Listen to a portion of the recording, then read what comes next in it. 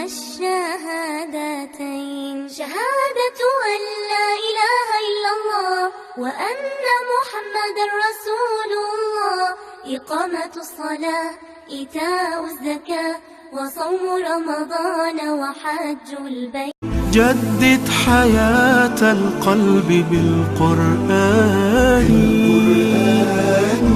كي تطمئن الروح بالإيمان، واتلوه بالآناء واستمطر به فيض الرضا وسحائب الغفران.